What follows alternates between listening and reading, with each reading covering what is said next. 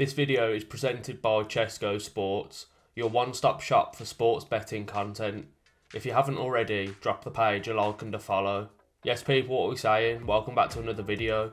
Today I'm going to be telling you my predictions for week 7 of Dana White's Contender Series. Obviously last week we did week 6 and we finished 3-2. It's difficult predicting the Contender Series because the fights are always very unpredictable.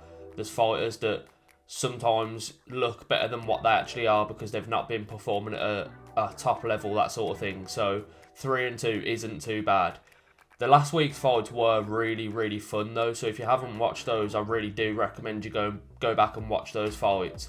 There was 3 to 4 really fun fights, and before that the previous weeks haven't been that great. So for last week's fights to have been as good as they were, I think it's what the Contender Series needed for this season to start picking up, and hopefully this week can kind of take from last week and we can get some really fun fights again this week. So yeah, we're just going to hop straight into the predictions. And the first fight, we've got a flyweight bout between Jhonata Silva and Igor de Silva. Igor de Silva's only 20 years old, fights out of Chute Box, which is obviously one of the most well-renowned gyms in Brazil. And then we've got Jhonata Silva, who's 26 years old. For America, he does fight out of American top team in Rome sometimes, but then also Nova União. I think Igor de Silva has the advantage in this fight. I think he's the better striker, that Chute Box style. He's also a better grappler, and his takedowns that he can land are what could be a bit of a struggle for Jhonata Silva here, because in his last fight he got taken down 5 to 6 times, and with relative ease, to be honest. He got double-legged, he got single-legged, he was just getting taken down in all sorts of ways, and he just didn't look that comfortable in the takedown defence. I don't think Igor de Silva's going to push for the takedowns, but I think Jhonata Silva is someone who uses his front kicks and body kicks, and he tries to mix up his kicking attacks. He'll try and change the levels of his kicks, but he uses that teep kick up the middle quite often, and he kind of uses it as just like a range finder kind of, and he'll just poke it out there. But Igor de Silva has shown in his fights that he likes to try and catch his opponent's kicks and land big counter overhands. So that's something I expect to see in this fight. I expect to see Jhonata Silva trying to land those kicks, but Igor de Silva trying to catch those kicks and capitalise on those. And he may even try and take the fight to the ground when he catches those kicks, because he will have an advantage there. I do just think he is the crisper striker, and his timing with his boxing as well is just better than what Jhonata Silva's is. Jhonata Silva usually extends into his strikes, and sometimes it can look a bit sloppy. He does mix his kicks up well though, Jhonata Silva does, and that's something that he does well. That's a pro for him in this fight, the fact that he does use his kicks well, and they are pretty fast. But like I said, I expect to see Igor de Silva trying to catch those kicks and trying to capitalise on those. Igor de Silva's currently a -187 favourite, whereas Jhonata Silva's a +140 dog. I do expect the line to change a little bit because it is early in the week. I don't know whether these odds are truly accurate. I've picked them off fight odds, so that's the only odds I can find at the moment. But yeah, I do agree that Igor de Silva should be the slight favourite here. I do think he's got more keys to victory in this one, and I'm going to go with Igor de Silva by round 3 finish. And then for the next fight, we've got Kaynan Kruschewsky versus Dylan Mantello. Again, I'm just not... Dylan Mantello in his last fight, he almost got finished by Charlie Alexander. You can see it here. He beat Charlie Alexander by guillotine in the first round. He almost got finished in that fight. He was getting outstruck, outboxed. He was getting his leg kicked off him. And that was against someone that was so much smaller than him, and he had such a big reach advantage over. And he just couldn't really make it pay. And like I said, Charlie Alexander came very close to finishing him in that first round. And it was a good come from behind victory from Mantello, but it wasn't a good sign to see that he was getting completely outboxed, completely outstruck against someone that realistically isn't the best striker and is far smaller than him. Mantello fights out of Longo and Weidman gym, Serra Longo gym, the same gym. So he comes from a very good team, But I don't think that's an area where it's going to be a massive advantage for him in this fight. Normally, when there's a fighter coming out of a far better team than the other, then sometimes you take that into consideration. But in this one, I just don't see Dylan Mantello causing Kruschewsky very many problems. I think the height could cause him problems because Kruschewsky is someone that likes to put on the forward pressure. He's very relenting with his pressure, and he's got a very boxing heavy style. So if Mantello can work behind his jab and can stay out of range and just use his jab to keep him out of range, then maybe Mantello could kind of just poke at him for 3 rounds. But I see a point that Kruschewsky is going to be able to close the distance because he has got relenting pressure, and like I said, he's got a very boxing heavy style. So I do see him cutting off the cage and just pinning Mantello up against the cage and then teeing off on him. Something else that Kruschewsky does really well is uses his body and head attacks very well. So he'll go to the body and then he'll dig a hook to the head, and then he'll dig another one to the body and just keep mixing up his attacks when he's cutting off his opponent. And that's something that he does really well. He has got 5-round experience as well.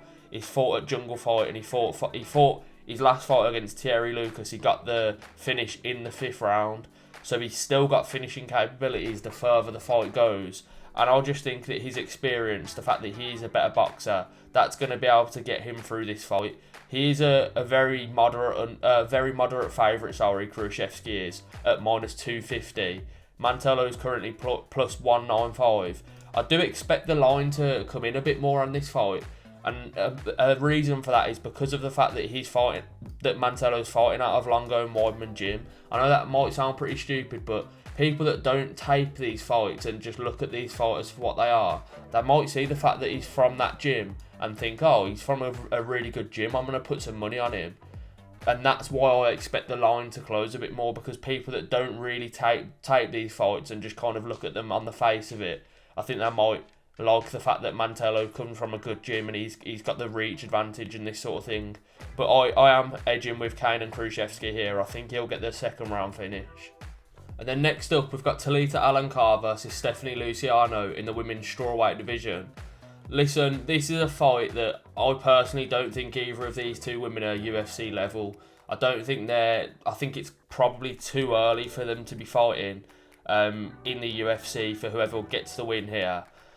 I just don't think they're UFC caliber, to be honest. The tape that I've watched of them and the fights that I've seen them both in, I just think there's holes in both of their games that they don't really look like they'll fit in this division very well, and I think they would probably get exposed quite early on. Talita Alankar is a jiu-jitsu specialist, so that's where she's going to want this fight, and that's where I think the fight will play out, really. I think Luciano possibly has better striking than what Alankar is. She's going to have a big reach advantage, but I just don't know whether she's going to be able to make it pay. She looks like she's got a bit of a cardio issue as well, Stephanie Luciano. In her last fight, she seemed to kind of...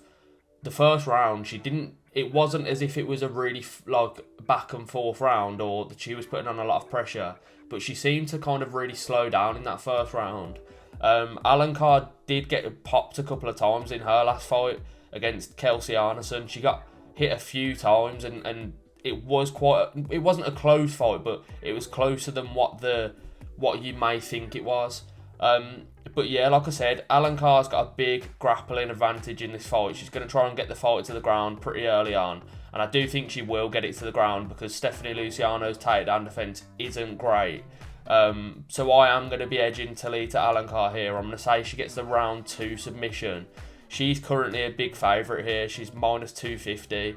I don't think that the line should be that stretched because, like I said, I do think Luciano's striking probably is a bit better than what Alankar's is, but I think the line is taking into consideration the fact that Alankar does have a massive grappling advantage here, and in fights like that you do tend to see the line favour the one that's got the grappling edge because of the fact that Luciano can get taken down pretty easily. So yeah, I'm going to go with Talita Alankar by round 2 submission, but I do expect this fight to be extremely scrappy.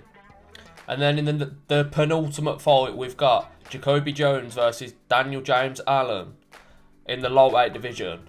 I think this one's a bit of a mismatch, I've got to be honest. I've watched obviously both of these guys. I've taped both of them, and JaCoby Jones is a really good boxer, really fast, powerful boxer. The thing I noticed most about JaCoby Jones, though, especially when I was looking at what Daniel James Allen does well, is the fact that JaCoby Jones has got phenomenal takedown defence. His takedown defence is really, really strong, and he uses that to his own advantage, even in his last fight, which, by the way, if you haven't watched that fight between JaCoby Jones and Jean-Paul Lebosiani, I recommend you go and watch it, because it was a really, really good fight, and it was for the LFA, the vacant LFA lightweight title. So JaCoby Jones is the lightweight champion in LFA. LFA is one of the best feeder promotions for the UFC, whereas Daniel James Allen, he's been fighting guys that have got losing records and that just aren't that good, especially when he's only 4-0 as a pro. Been fighting guys like Luis Vargas, who's 2-4, Ivan Maia, who's 3-4. That fight against Luis Vargas, like I said, he did show that he's dominant in the wrestling. He looks to get his wrestling going really early on, and then he just looks to dominate in that area. He transitions really well into different positions. But like I said, JaCoby Jones has got really good takedown defence, and then pairing that with the fact that I think he's got a big striking advantage here, I think JaCoby Jones is going to win this fight. There's currently no odds that I can find for this fight. I can't find anywhere that has got odds for this fight at the moment, but I do expect JaCoby Jones to be quite a big favourite. I wouldn't be surprised if he's in the ballpark of -300. But yeah, I do think he's got a big advantage in this fight, because I do think he can stuff the takedowns of Daniel James Allen, and then he can get his striking going, where he is a really good boxer, a really powerful boxer, uses his combinations really well. So yeah, I do think JaCoby Jones will win this fight. I wouldn't be surprised to see it as a decision, but I've just not seen enough of Daniel James Allen to see if he can hang in there for that long against someone like JaCoby Jones, because look, he hasn't been doing it at that level, so it's hard to know whether he can keep that up. So I'm going to go with JaCoby Jones by second round knockout. And then in the final bout of the night, the main event, we've got Shamil Gaziev versus Greg Velasco in the heavyweight division. And do you know what? I think both of these guys, I know I've said differently for the other fighters on the card, some of the other fighters, but I think both of these guys could be UFC level. And maybe that's because it's the heavyweight division and it's easier for heavyweights to look like they could fit in. But I do see these two guys being heavyweight caliber, UFC heavyweight caliber. Shamil Gaziev's fought at a higher level than what Greg Velasco has so far. In his last fight, he beat Darko Stosic and beat him by knockout. In that fight, he had to overcome a bit of adversity because he got dropped early on in that fight, overcame it and then got the knockout. Whereas Greg Velasco's last fight came against Ronald Coleman, where he was getting taken down quite a bit and getting controlled on the ground for areas in that fight. Just talking about what Shamil Gaziev does well, he's very fast for a 6'3" heavyweight. He's fast. He's got fast hands. He has got fast hands. He explodes into his combos, almost runs into his combos, which is pretty terrifying, especially if you're the guy on the receiving end of it. 10-0. He's currently undefeated.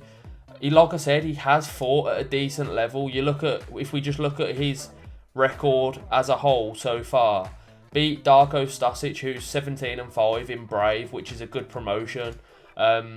Beat Kirill Kornilov, who's 13-1, in Aries, which is a good promotion. Like, he's been fighting in decent promotions, picking up wins against decent levels of opponents. And like I said, he's striking. He is fast for a heavyweight. He's very powerful, obviously. Again, just looking at his record, you see he's got 7 wins by knockout, 2 submissions. And all of his knockouts are coming in round 1 and 1 round 2. 2 round 2, sorry. So yeah, he is very powerful. And I do expect him to have the striking advantage in this fight versus Greg Velasco. But his striking defence isn't the best. He keeps his hands low, and like I said, kind of just explodes into his combos with his hands low and just swinging his fists.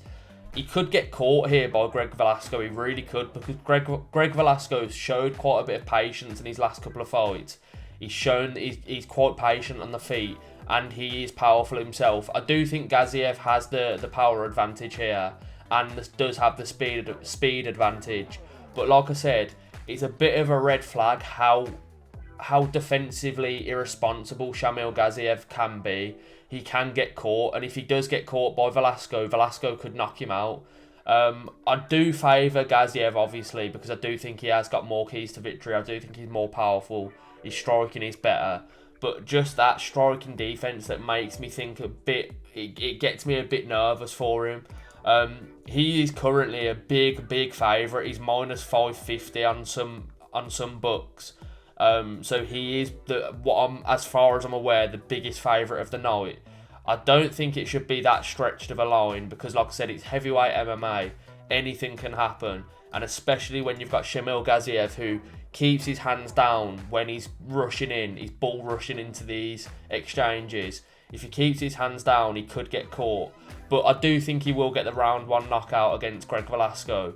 And they are my full Dana White Contender Series Week 7 predictions. What do you think of the predictions below? Make sure to go and check out the betting guide, linked in the description. And let us know what your predictions are down in the comments below. But yeah, I'll catch you in the next video.